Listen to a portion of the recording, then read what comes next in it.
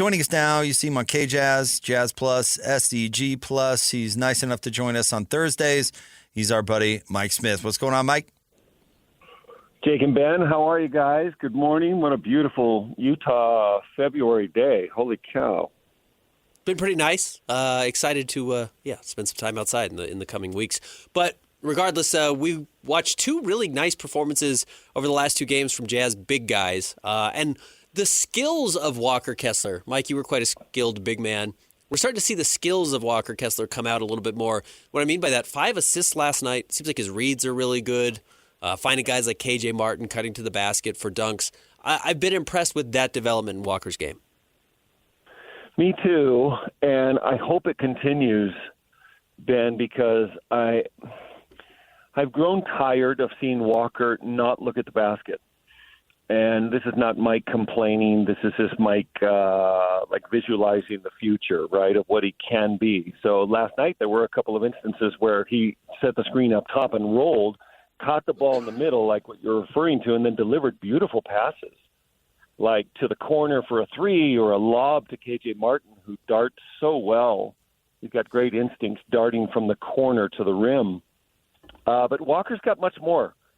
He does. I don't know that he's ever going to be, Nikola Jokic with that smooth three-point stroke.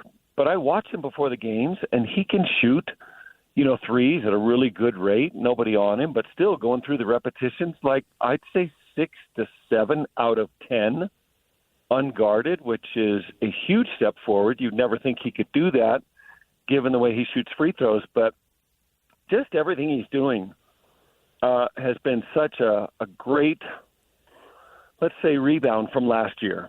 And I actually had him before the ball game yesterday, not on TV, but just sitting on the bench and started chatting. And, we started talking about his girlfriend, Miss America, to, why the surge this year. And he said, not only physically am I more ready to compete. In other words, he gave credit to his consistent workouts throughout the summer and no breaks.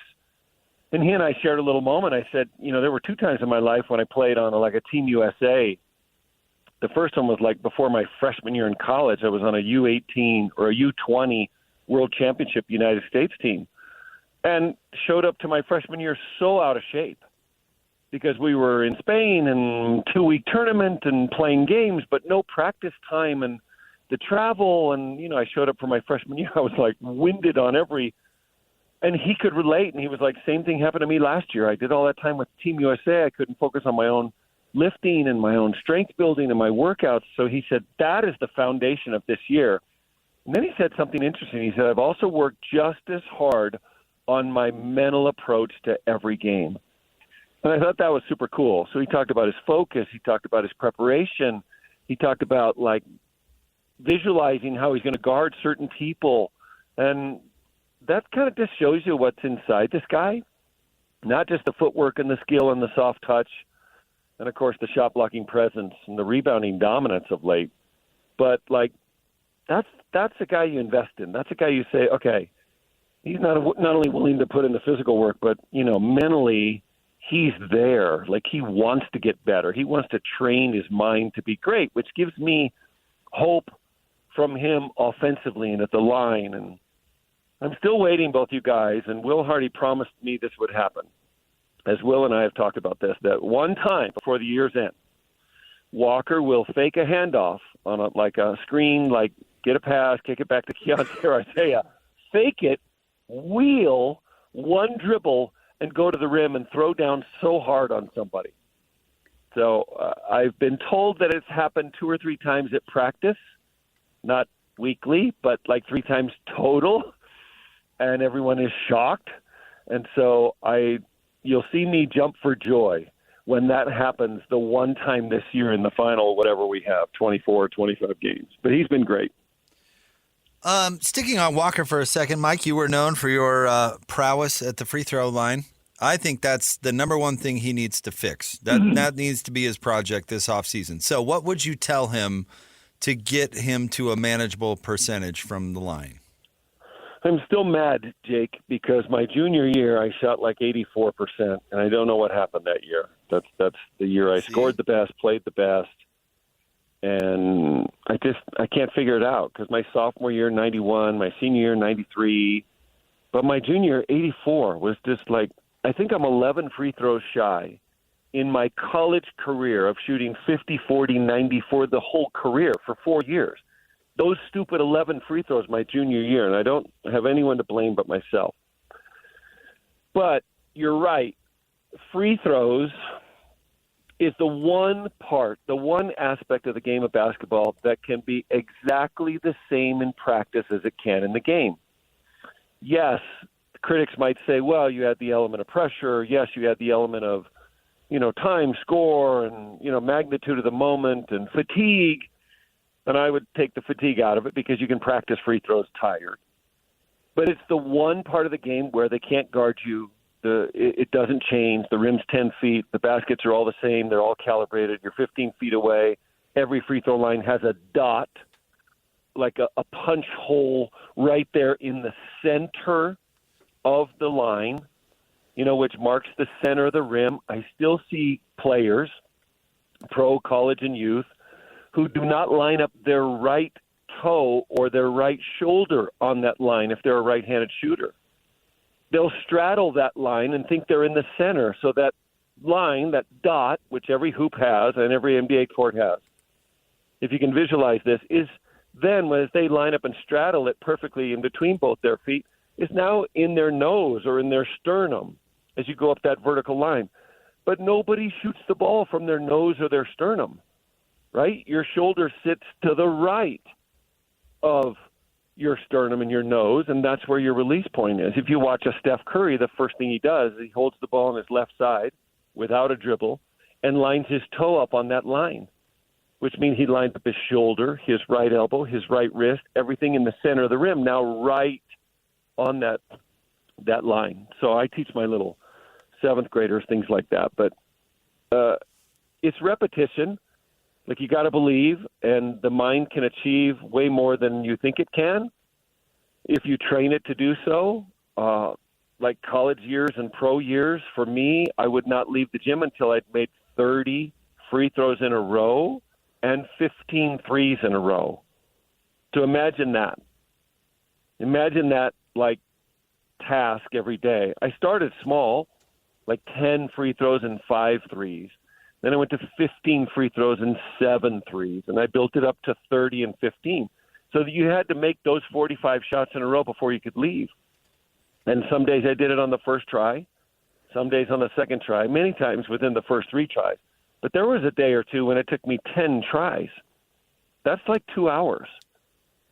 But the act of, like, repeating it over and over again trains your mind that, to make a free throw in a game is a nothing burger, right? Like, I've made whatever you build it up to. Walker could start with 10 free throws and we'll build it up to 20 before he leaves practice every day. But I do think there's something technically not great about his free throw shooting. That's not for me to correct so much, but he's a wrist shooter. Like, he puts it up high and then it's a wrist motion forward and a forearm motion forward.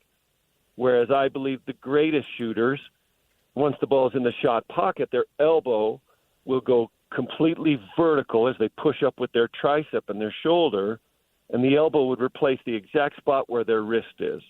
And so that's an arm shooter. And then you let the wrist just kind of release naturally. And that's a lot of technicality, but that's Steph, that's Dame, that's some of the great shooters of our day can just repeat that motion time and time again. And I think in a Walker motion where the ball is almost stagnant up top and then a wrist and a forearm move forward, there's too many variables that way. You don't train it to shoot straight as well, and you're going to have lots of variances, long and short, in my opinion. One guy who's become a great shooter over the last 21 games is Kyle Filipowski. 55% from the floor, 50% from three on 2.5 threes a game, 5 rebounds, 8.7 points. I've been impressed. I think he certainly already outperformed his draft position. What do you make of what his future looks like? Like, what's an ideal role for him? That's a great line. That's a great line, Ben. I may use it and steal it, and if I do, I'm giving you credit. He's outperformed his draft position. That's so good. It's really true. I watched him play the first month of the season and gave him the nickname Philip a Stat Sheet because he's so multi-skilled, right? He handles pressure. He handles height. He handles strength. He doesn't panic. Like, I wish I had guys like that on my little 7th and 8th grade teams when teams pressure, because he's going to just find a way. And so the three-point shooting of late has been an added bonus.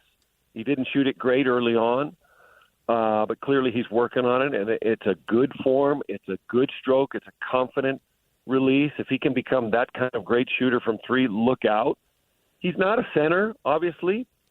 He was big in college, but he could play any of the up front spots, and he's kind of like a plug-and-play. So in the world of Jazz future, if they were to get a certain draft pick from Duke, who is also a plug-and-play, you could play him anywhere in the front line, and Lowry's kind of a plug-and-play. Kyle fits in beautifully. Like, they could have a positionless front court of 6'9", 6'10", 7 feet that are, like, pretty tough to guard, because it's hard to put three big defenders out there who can guard all those spots. But I love that Kyle can play inside, outside. He's the perfect guy if a team ever tries to zone the Jazz, to be a high screen roll guy, roll to the foul line, receive a little bounce pass from Collier or George, and be that, free throw line, catch the ball playmaker from there. So as he learns like floaters and little shots in there, his ability to distribute to the floor from there are fantastic. I'm a big fan and think he has a really good upside. Minnesota's in town tomorrow. Not sure if we're going to see Rudy, but I'm curious to your take on the Timberwolves and their ability to compete in the West, because I do think the West is wide open, but I don't think the Timberwolves are one of the teams I'm considering. Yeah, I'm right there with you. And last year, a lot of people had really, really high hopes on them. And did they get to the conference finals last year before bowing to Dallas? They did. I think they did, yeah. I don't know. I'm like a huge Ant-Man fan, so I love his game. I love his athleticism, his mid-game, his long game, his three-tier scoring ability. I love his competitiveness, all that. I've always liked Mike Conley. He's on the, last turn of his career. Not sure how much, he gets you over the hump in close games, but he's solid, and he's such a good guy. He's easy to love. I've never been a fan of Rudy. And that's just me. I don't know why. It doesn't mean Rudy's not great at what he does. It doesn't mean Rudy's not better than he used to be. The last time the Jazz played Rudy punished the Jazz inside. And I was, myself like, dang, this guy's better than I think he is. But I've never been a fan that, I don't know, his liabilities get you over the hump and all the way to a finals and win a championship. But he has his merits. I do like Naz Reid a lot.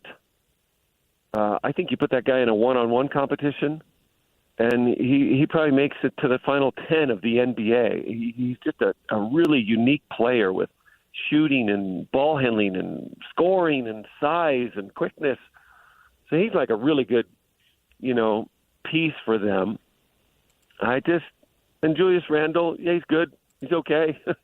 I just don't think he's a winning ball player that gets you to the top. So, I don't know. It sounds like I'm cynical and I'm not a Minnesota fan. I do like the coach, but I don't see them getting to the conference finals again. Quickly, one more player I want to ask you about is KJ Martin, who had a breakout last night, but has been a good player at his stops, but he's a weird guy you don't call plays for, so I don't think he's going to give you the same production night in and night out. He kind of just fills the gaps, but I think you saw his value last night.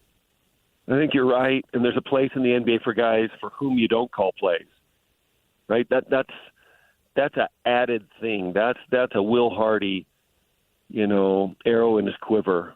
I like having those kind of guys if they don't have liabilities in any area, and I don't think he does, right? Like, you can put him out there, he can guard a 2, he can guard a 3. he's going to run the floor. He's going to flourish in the open court. And if you have an Isaiah Collier on the floor, he's going to go full speed, 120 miles an hour, then why not have an athletic wing who can catch up to him and finish and be there? And those little darts from the baseline were terrific. From the corner, I think he had 2 of them last night, one from Walker for sure. I don't remember who the other was from, but both finished at the rim. And you can see when he finishes, it's just an effortless jump off 2 feet. It's like he's on a pogo stick. Kind of fun to watch. So I like players like that. In my youth, and I don't mean high school days, youth days, but let's say my young NBA days, because the NBA 30 years ago, the NBA I played in, was so full of skilled players, and I think more skilled in every way than players today. In other words, they could all shoot, they could all pass, and mostly wings I'm referring to, 3s and 2s.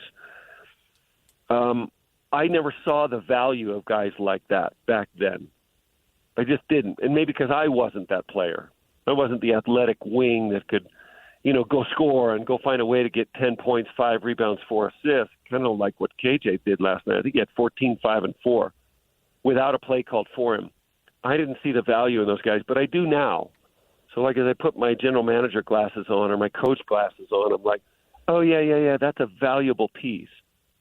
So it's a small sample. He's only been here a little bit, but he's been pretty good. And it's a nice aggregate to what you're trying to build, right? Like, not everybody has to possess the same skills, and so he possesses different things, which I admire. Mike, we appreciate you, buddy. Thank you very much, and we'll see you tomorrow night. What do we got tonight? Little 5A and 6A high school basketball championships? Yeah, you going to check it out? Watch your boy Alema and Coach Lacombe? Yeah, I think I'll go there and check some of those guys out. I'm rooting for Olympus High School to win another championship. I think they've won 4 in the last 8 or 9 years. No, and that's unfortunate. Probably a surprise to be in the 5A final after beating Timpview. But my brother-in-law is the assistant coach. Matt Barnes, the head coach, is a legend. He was a former Aggie and a good friend, so I'm rooting for them tonight. I'm not. I hope Olympus loses every game. What? What do you mean, What's wrong what? with you? I went to Skyline. I don't cheer for Olympus. Are they playing Skyline? It doesn't matter. Skyline cannot be there. No, Skyline's not. No, of course not. Skyline. Skyline basketball? Yeah, the next good Skyline basketball team will be the first. It still doesn't mean that I cheer for Olympus. Dick, since Danny Brains, has Skyline had a team? No, never. That doesn't matter. But Danny Brains was good, boy. Oh, yeah, he was really good. Thank you, Mike. Be well, buddy. Okay, see you guys.